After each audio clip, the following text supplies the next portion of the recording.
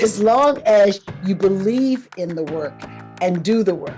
But first of all, I don't want to be your poster child. Solidarity is critical to getting this done. Allies are important. Show me that I provide value to the business. Is just one more way that some have tried to diminish, dismiss, and disavow the reality of systemic racism. Be with us in crisis as well as celebration, but be consistent about it.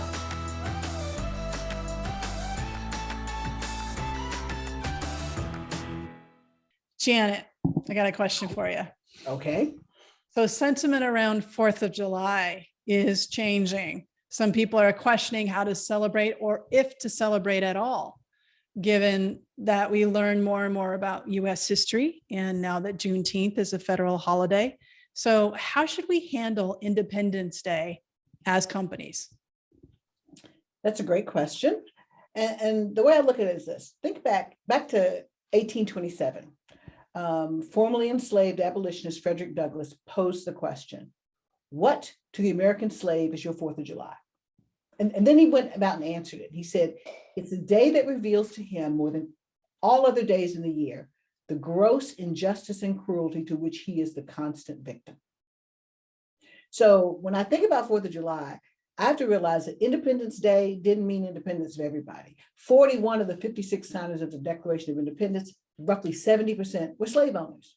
Now, they said they opposed slavery, but they didn't do anything to free their slaves, and they didn't insist with the signing on abolishing it. That took 87 more years, the Civil War, the Emancipation Proclamation, and the 13th Amendment. That's what ended slavery. So when you think about that history and you question how should companies celebrate it, unlike Juneteenth, pretty much all companies are closed on the 4th of July. So therefore, unless you just feel some need to do it, there's no need to do or say anything. You just give people a day off and you let them do what they want. However, if a company decides that it does want to communicate, then it needs to say something and tell the truth. They need to use it as an opportunity to educate. Now, let's talk a little bit about the language that a lot of organizations have posted in the past around 4th of July, the imagery of like fireworks and the American flag and, freedom, using that word freedom, given our current, we are in living history right now as we record this in June of 2022, Absolutely. Where Roe versus Wade was just overturned recently, where there's more rights for guns than women and the safety of children, for example. So this freedom, this idea of using the word freedom in our 4th of July communications, one of the questions I asked was, I think we need to really kind of deconstruct freedom for whom? What do you think? I agree. I mean, what we say, freedom ain't free. That's the truth. If you think about what the 4th of July is, at its very basic level, it is Independence Day. And it's not freedom, it's Independence Day. And it was independence for somebody.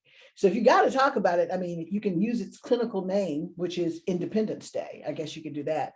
But even then you have to ask yourself, independence for whom? I suppose you could take it a little bit further and say it was independence for the people who signed it, but they were independent anyway. So the only way I think you could talk about 4th of July is in its true historical context of what it was. It was independence for one group of people from another group of people, but not all. And when you start talking about it that way, does it make any sense to even talk about it? So my point is that just don't talk about it. You're going to get the day off, give people the day off, shut up about it, give them the day off. Juneteenth is a little different because you're typically in the office because not everybody gives that day off. So then you got to deal with it. But you're out, just do it. Companies can just stay out of that. There's no need to even get into that. And it is a holiday for some folks. It's just not a holiday for everybody. And unless your employee base and your customer base and the prospective customer base is all of one type, then you do better to just stay out of it, the way I see it. Marianne Williamson has said every generation must recommit to democracy in its own way. And 4th of July, without going out and saying all the things that we've said in the past, what's apple pie is really learning our own civics, learning about the impact of decisions that are made that have created systemic inequities and is now as part of our workplace. I am a woman in the workplace. I am a woman outside in society. It doesn't change that I'm now in the workplace. So decisions that are made systemically about me and without me are impacting me in the workplace. So it can also be an opportunity to reflect and understand the historical and social context and really recognize and grapple with and just literally wrestle with the fact that freedoms are actually becoming more restricted. And how do we as a company alternate the narrative and not reaffirming status quo, which is going in a direction that is restricting and stripping rights. That's the brave way to look at it. That is what brave companies do. Brave companies take a stand against the beliefs that freedom is everybody's. Either you say nothing or you take a stand. And I think it's the really brave companies that will choose to take a stand. And that's why y'all need our book, because this is Absolutely. exactly what we talk about, is to help you be a brave company by using our depth model. Thanks, Janet. Thank you.